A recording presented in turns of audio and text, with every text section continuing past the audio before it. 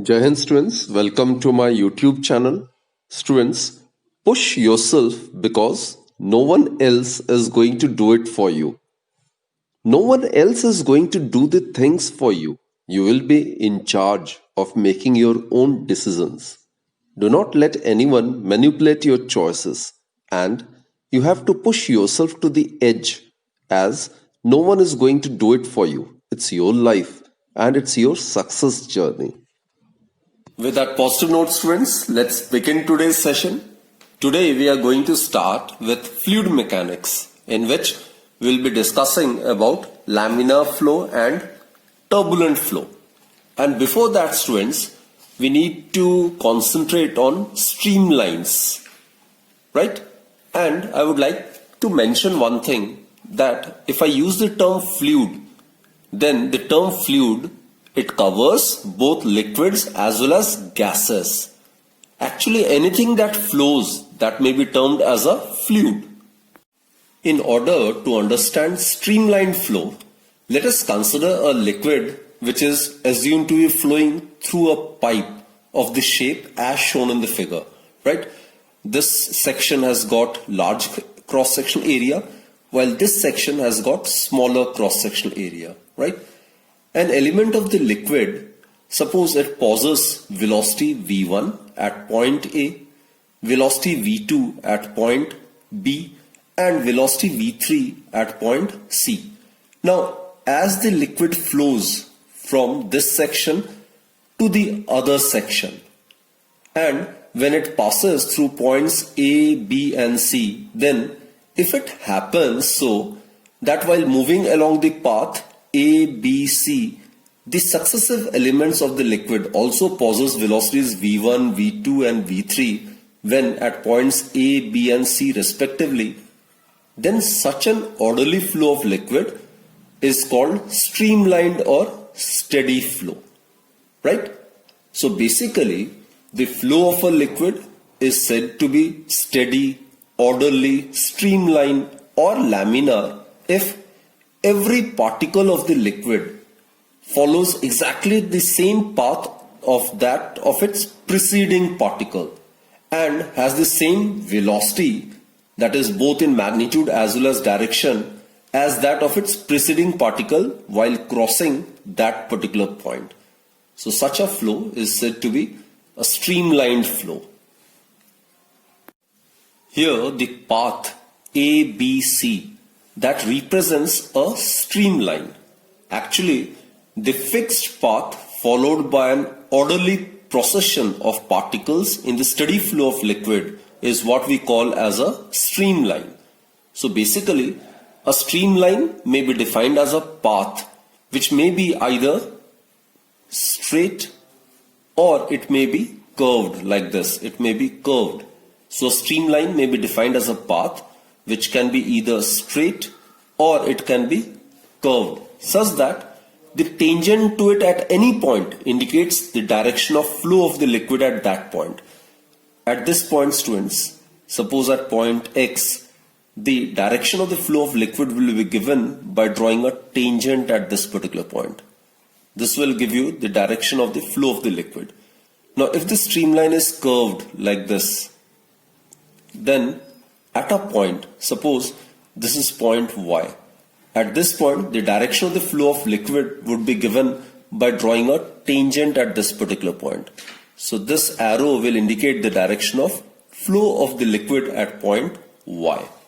So these are the streamlines. So it may be either straight or it may be curved.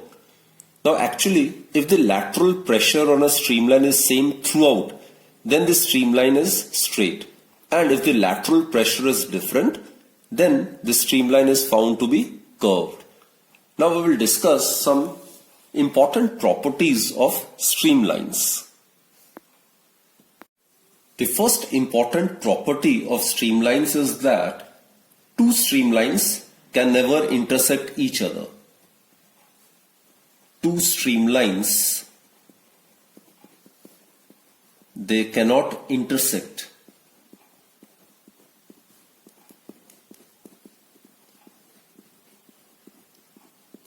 Now, if we consider the two streamlines to intersect, then what happens is, at the point of intersection, we will have two different directions of the velocity of the liquid at that particular point, which obviously is physically impossible. Hence, students, two streamlines can never intersect each other, right? So this is one of the very, very important property of streamlines. Second is, crowding of streamlines represent a faster flow of the liquid. Now look, in this following tube of varying cross section here, in this section the cross section area is large, while this section of the tube here the cross section area is small. So here the streamlines are more crowded. So it represents a faster flow of the liquid over here as compared to this section. So in this section the velocity of the liquid is smaller, while in this section the velocity of the liquid is large, which is indicated by the crowding of the streamlines. So the second property is crowding of streamlines. It represents a faster flow of liquid. It represents a faster flow of liquid. The more crowded the streamlines are, the more will be the velocity of the liquid in that section, right? So this is another very, very important property. Another property, as we have discussed, is the tangent at any given point of the streamline that will give the direction of the velocity of the liquid. So the tangent at a point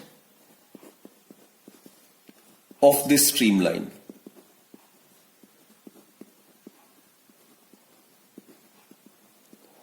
represent, or it gives,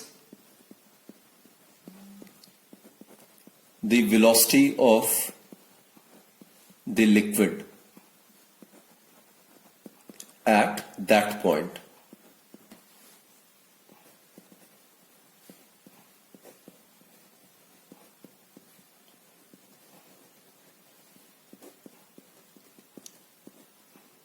Here I must also mention that it is found that a liquid can possess streamlined motion only when its velocity is less than a limiting velocity, which is actually known as the critical velocity of the liquid. Now students, when the velocity of the liquid becomes greater than the critical velocity for the liquid, then the different elements of the liquid move along a zigzag path. So the motion is quite unsteady, and that flow of the liquid is known as turbulent flow, which we'll be discussing right now, right? So basically these are the properties of streamlines. Now in order to discuss the laminar and the turbulent flow, let's first watch this beautiful animation. One of the very first thing you learn in fluid mechanics is the difference between laminar flow and turbulent flow. And for good reason, these two flow regimes behave in very different ways, as you can see in this video. This has huge implications for fluid flow in the world around us. Here we have an example of the laminar flow regime. It's characterized by smooth, even flow. The fluid is moving horizontally in layers, and there is a minimal amount of mixing between layers. As we increase the flow velocity, we begin to see some bursts of random motion. This is the start of the transition between the laminar and turbulent regimes. If we continue increasing the velocity, we end up with fully turbulent flow. Turbulent flow is characterized by chaotic movement and contains swirling region called eddies. The chaotic motion and eddies result in significant mixing of the fluid. If we record the velocity at a single point in steady laminar flow, we will get data that looks like this. There are no random velocity fluctuations, and so in general, laminar flow is fairly easy to analyze. But for turbulent flow, we will get data like this. This flow is much more complicated. We can think of the velocity as being made up of a time averaged component and a fluctuating component. The larger the fluctuating component, the more turbulent the flow. The flow of smoke out of a chimney is usually turbulent.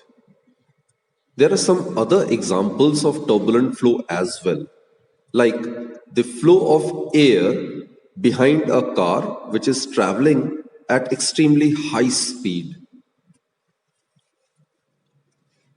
The flow of blood through vessels, on the other hand, is mostly laminar because the characteristic length and velocity are small. This is fortunate because if it were turbulent, the heart would have to work much harder to pump blood around the body. Now, to understand this, why this is, let's look at how the flow regime affects flow through a circular pipe. The flow velocity right at the pipe wall is zero. This is called no slip condition. For fully developed laminar flow, the velocity then increases to reach the maximum velocity at the center of the pipe. The velocity profile is thus parabolic. For turbulent flow, the profile is quite different. We still have no slip condition, but the average velocity profile is much flatter away from the wall. This is because turbulence introduces a lot of mixing between different layers of flow, and this momentum transfer tends to homogenize the flow velocity across the pipe diameter. Here, the time averaged velocity is shown. The instantaneous velocity profile will look something like this. The pressure drop in turbulent flow is much larger than in laminar flow, which explains why the heart would have to work harder if blood flow was mostly turbulent. Let us now bring out the essential points of difference between laminar flow and turbulent flow. Laminar flow, students, just now we have seen in the video, in the laminar flow, the layers glide over one another without getting mixed. So, the layers glide over one another. It glides over one another without mixing.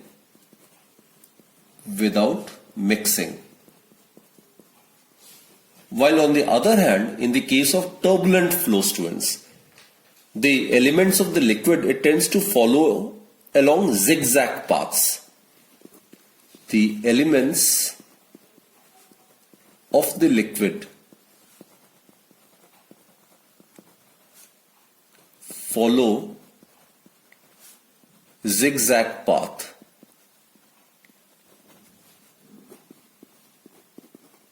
And actually, the liquid gets churned up. The liquid, it gets churned up, and thus it gets mixed. The different layer, it gets mixed. Right? Second important point of difference is that here in the case of laminar flow, what happens is the flow is regular and it is orderly. So the flow over here is regular and orderly. While on the other hand, in the case of a turbulent flow, the flow is chaotic, that is, it is irregular and disorderly. So in the case of turbulent flow, the flow of the liquid is chaotic, that is, it is irregular and disorderly. One more thing, students. The transitional velocity at which a streamlined flow turns into turbulent, that is known as the critical velocity. So, in the case of streamlined or laminar flow, the velocity of the liquid is less than the critical velocity. So, here the velocity of liquid is less than critical velocity. We'll discuss about critical velocity in detail. We'll represent it by Vc. So here, if V denotes the velocity of the liquid, then it should be less than that of the critical velocity. While in the case of the turbulent flow, the velocity of the liquid is greater than the critical velocity. Here, the velocity of the liquid is greater than the critical velocity.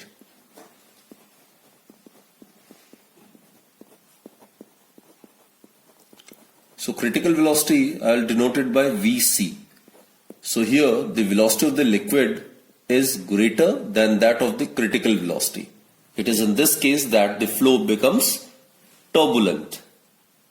Now let us discuss critical velocity. Actually students, the critical velocity of a liquid is that velocity of a liquid up to which its flow is streamlined and above which its flow becomes turbulent. So let me write down the definition. The critical velocity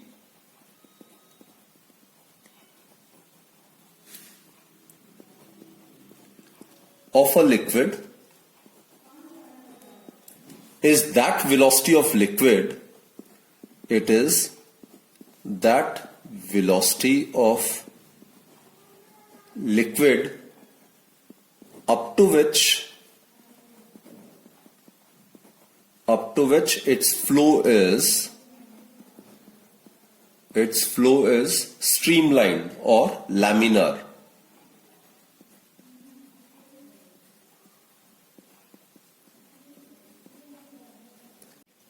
And above which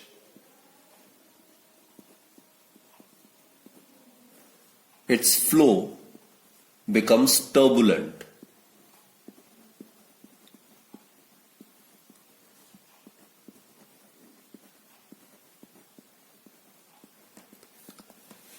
So it is the maximum possible velocity which is possessed by a liquid in a streamlined or laminar flow.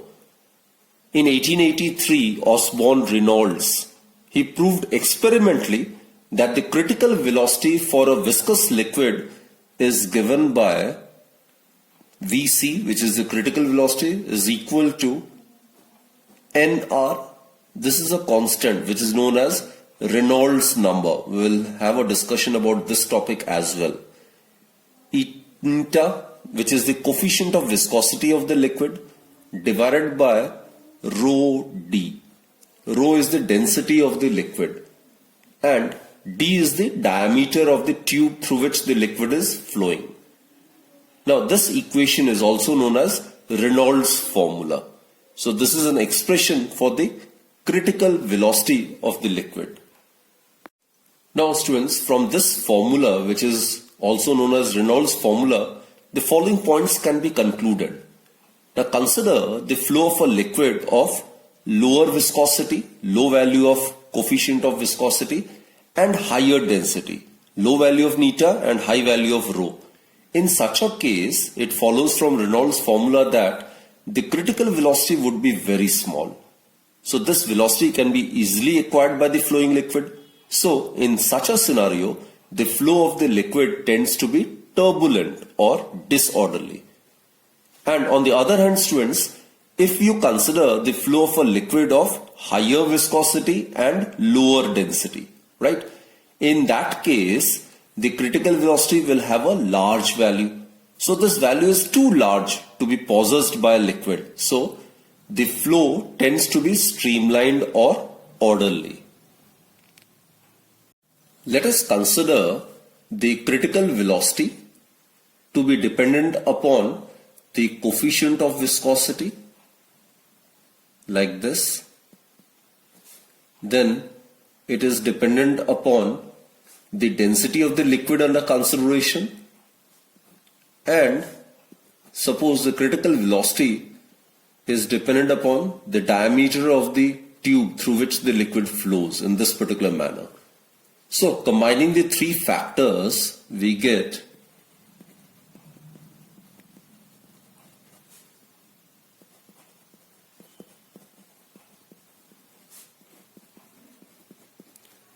what we get is critical velocity is equal to K. K is some constant of proportionality which is a dimensionless constant. Neta A rho to the power B and D to the power C. Right? Now let us write down the dimensions on either side. Then we get critical velocity. It's a velocity. So its dimensional formula would be m0 L1 T to the power minus 1. It is equal to, now equating the dimensions, right? Coefficient of viscosity. Its dimensional formula is m L minus 1 T minus 1 to the power A. Density, it's kg per meter cube. So it is m L to the power minus 3 to the power B.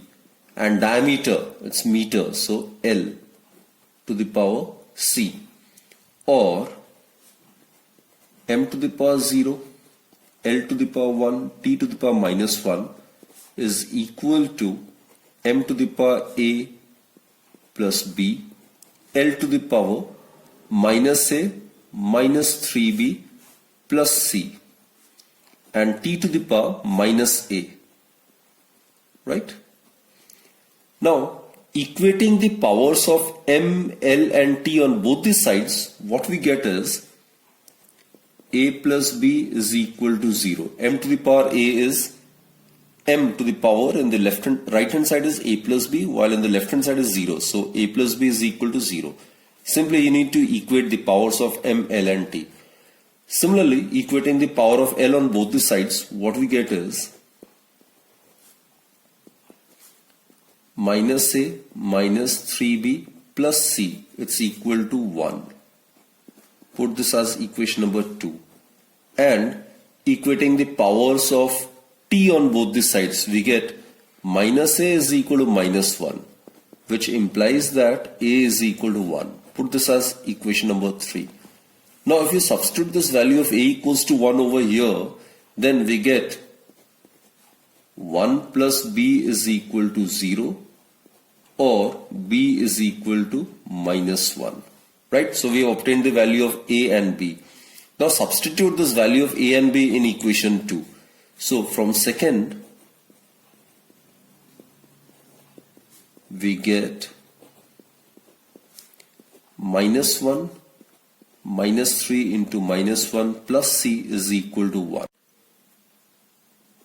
So we'll get minus 1 plus 3 plus C is equal to 1, which implies that it will be 2, so C is equal to 1 minus 2, that is minus 1.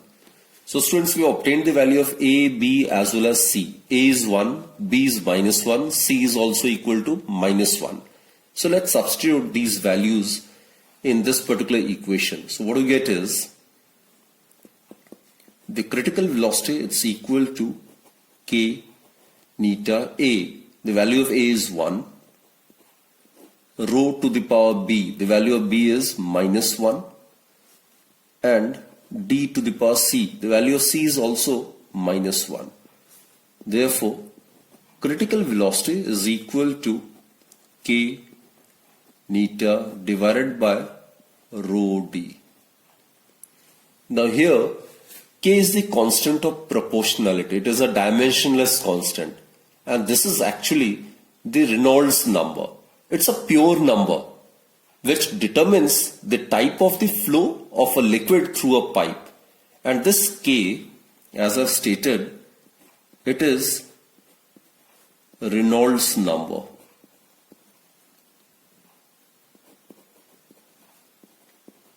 And it can be denoted by NR. So therefore, the critical velocity is given by NR neta divided by rho d. The flow of a viscous liquid is said to be steady if the value of Reynolds number, if it lies between 0 and 2000. So I'll state this point. If Reynolds number, that is Nr, it lies between 0 and 2000, then the flow of the liquid is laminar and steady. Flow of liquid is stable or it is steady. That is laminar. And students, if the value of Nr is above 3000,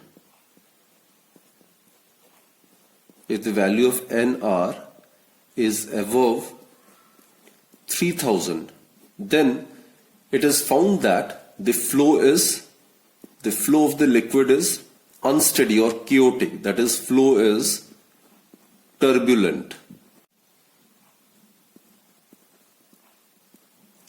And if the value of Nr lies between 2000 and 3000, if it lies between 2000 and 3000, then the flow is unstable and it may switch over from one type to another. Then the flow is unstable.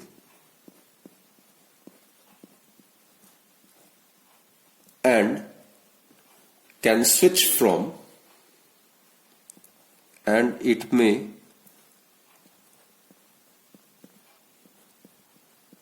switch from one type to another. From one type to another. So that's the significance of Reynolds number. Actually, the value of Reynolds number does not depend upon the system of units, and the value of Reynolds number, that is Nr, it plays a key role in determining the nature of the flow. Now Reynolds number Nr, it may be represented as critical velocity, density of the liquid multiplied by diameter of the tube through which the liquid flows, divided by coefficient of viscosity of the liquid, right? So basically the nature of the flow, it does depend upon the following factors. It depends upon the velocity, the density, the diameter of the tube through which the liquid flows, and the coefficient of viscosity. Clear, students? So I hope all these concepts are pretty clear to you all. So students, that's it for this particular session, and keep watching my videos and do join me in my next lecture then. Till then, do take very good care of yourself, and thank you for watching my videos.